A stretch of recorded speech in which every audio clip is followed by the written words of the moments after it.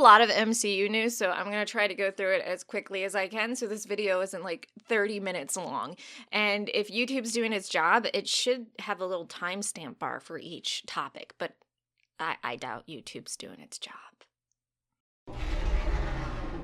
Okay, first let's talk about the Falcon and the Winter Soldier, or Captain America and the Winter Soldier. Sorry, I tapped my mic, it probably made a weird noise. So Anthony Mackie is playing Coy on Captain America 4. When asked about it, he said, "Nobody called. I'm like, my phone works, dog. I pay my bill every month, so I don't know what's going on. They always have some kind of plan, but there's like 30 million projects in production right now, so I just wait for the phone call from Kevin Feige and Nate Moore to tell me what I'm doing." In fact, Anthony Mackie claims that he learned that Captain America 4 was happening, starring him, while he was in a grocery store, so he was just as surprised as everybody else. Also, he doesn't know if there's going to be a season 2 of The Falcon and the Winter Soldier. I think where they left it off, they don't need it, but I wouldn't mind it. Anthony Mackie also talked about wanting Sebastian Stan back as Bucky in Captain America 4, and honestly, until he said that, I didn't think of Bucky not being in Captain America 4. I guess I just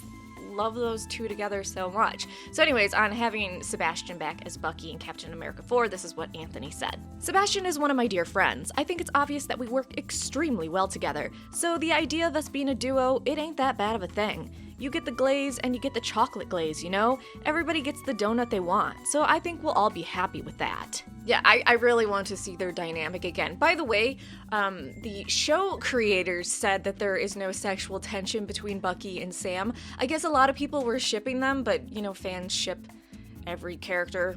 It's just what they do. But if you're one of those people shipping Bucky and Sam, no. They didn't like each other in the beginning, and by the end they do love each other, but it's in a friend affection, sort of bromance way. So I'm sorry to those that wanted to see those two get it on. It's not gonna happen. Now on Karli, Erin Kellyman actually shared more of the backstory between Sharon Carter and her character, and this is what she said. "Sharon recruited Karli at a younger age and trained her. She was going to create this little army of super soldiers. In episode 6, we learned Sharon wanted to control the world while I wanted to change it. That's why Karli left and created the group, the Flag Smashers. Sharon trained Karli for everything. She's the reason Karli knows everything she knows, fighting-wise." I'm actually still a bit disappointed that Karli died in the end. I feel like they could have taken her character further, but, you know, I don't obviously make these decisions. Anyways, Emily Van Camp talked about Sharon Carter's future and how she's all mustache twisty evil now. So she shared, "The conflict doesn't really involve Sam and Bucky. She's not out to get the two of them. She's on her own path, her own mission. It wasn't necessary to have to complicate her relationship with those guys. She can help them and also be the power broker. It was interesting to us that there would be duality in the character. Obviously she has a much bigger plan, and it's not for the greater good like it used to be. As the person playing the character, I understand that perspective. She doesn't trust the government anymore, and she wants to stick it to them a little bit. What that all means, I don't know. We'll see." I think Sharon Carter being bitter and going rogue is infinitely more interesting than a straight-laced Sharon Carter, and I want to see where her character goes, and I feel like she's not going to get her own Disney Plus live-action TV series, but I'd like to see her keep popping up through the MCU, which, by the way, we were told that Contessa has big future plans in the MCU, so we're also going to see her. And hopefully John Walker, because I adore John Walker. Oh, here's something that might piss you off just a little bit. You know how the end title card at the end of the season said The Falcon and the Winter Soldier and then changed to Captain America and the Winter Soldier? Well, it was going to at one point be Captain America and the White Wolf, but they figured that was too confusing for people. Stop catering to stupid people. And honestly, I think everyone would have gotten it. I don't. Disney. We're not the stupid plebs you think we are. I think. I mean, I am. But most people aren't. This is the next part. I'm glad there's finally someone that worked on the project that agrees with me. So a co-executive that worked on The Falcon and the Winter Soldier talked about Sam's headpiece for his Captain America costume, and I thought it looked a bit nerdy on him. Everything else was so sick, but then the headpiece was a bit much, even though, again, as I said in my review, it is comic book accurate. They actually touched on that, and they went through a lot of designing to actually come up with that, and they worried about it being a bit too much. So co-executive producer 𝒍𝐿 𝑛𝐺𝐴𝐻𝑡 said this: "We also wanted to make sure that it felt grounded because that's the sensibility of our director, but also just the sensibility of the show in general, to take superheroes and make them people, make them human, put their feet on the ground. It's one of those things that looks great in comic book drawing, but maybe doesn't look so great on a human's head. It was something we went back and forth on quite a bit, but our costume department did an amazing job building it for us. You can test it out, and Anthony ended up falling in love with it, partly because of how true it was to the comic book iteration. It for sure started with the comic books, and then 15,000 man-hours goes into deciding every micro detail of it. They are beyond attentive to every detail, every shade of color. Just meticulous." If it's one thing the MCU does do right, it is costumes. I still just don't like the headgear. I feel like it could be tweaked a little bit. Though I always love his goggles. His goggles are so fucking epic.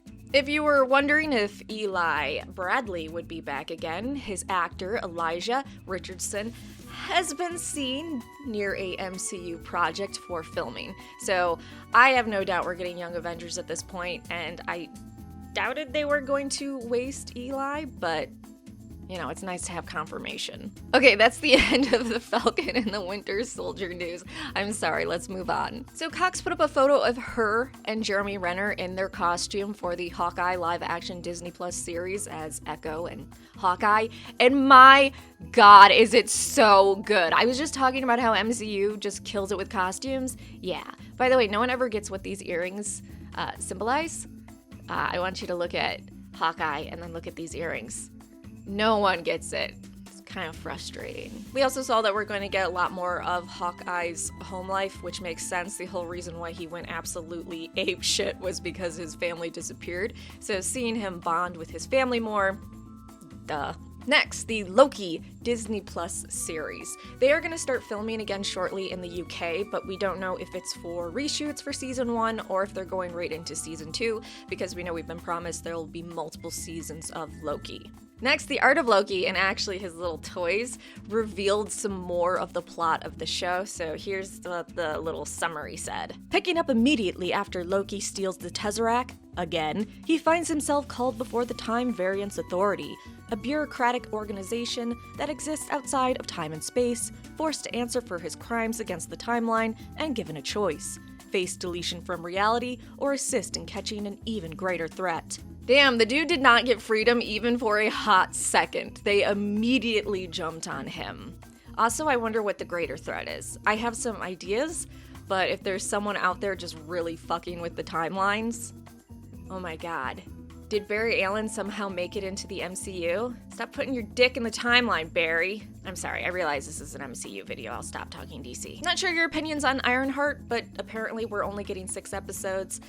Depending on how long they are, I feel like that's pretty adequate. Evan Peters didn't know that his character Ralph in WandaVision's last name was Boner, and when he found out, he just laughed absolutely hysterically. I feel like maybe you were the only one, because all I saw online was pure rage. Eternals is almost completed. I feel like that movie has been pushed back so much, but we also learned that there was a big push to not only gender bend, but race bend the Eternals, and they really went out of their way to do it. It's been reconfirmed that Willem Dafoe as the Green Goblin has more than a cameo in Spider-Man No Way Home, and Willem Dafoe makes the best villains, so hell yeah. Fuck Spider-Man up. Lastly, on Black Panther, we had Lupita talk about Chadwick and how Black Panther 2 is going to be very, very respectful to him. So here is what she shared on it. People will ask me, are you excited to go back? Excitement isn't the word. I feel like I'm in a very pensive and meditative state when it comes to Black Panther 2. His passing is still extremely raw for me, and I can't even begin to imagine what it will be like to step on set and not have him there. But at the same time, we have a leader in Ryan who feels very much like we do, who feels the loss in a very, very real way as well. And his idea of the way which he has reshaped the second movie is so respectful of the loss we've all experienced as a cast and as a world. So it feels spiritually and emotionally correct to do this. And hopefully what I do look forward to is getting back together and honoring what he started with us and holding his light through it, because he left us a lot of light that we're going to be bathing in. I know that for sure. I am so happy everyone has been 100% on board with doing Black Panther 2 and also not recasting Chadwick. I just think that would be a terrible idea. I mean, the mantle of Black Panther passes on a lot, so just do that. You don't have to be disrespectful to him. And it sounds like they are going out of their way to honor his memory, and that's fantastic. Okay, so there's your MCU news. I'm sorry so much of it was the Falcon and the Winter Soldier. As that show dies down, we're gonna get obviously more MCU news that doesn't center around that. All right, like, subscribe, and come back for more sci-fi fantasy videos.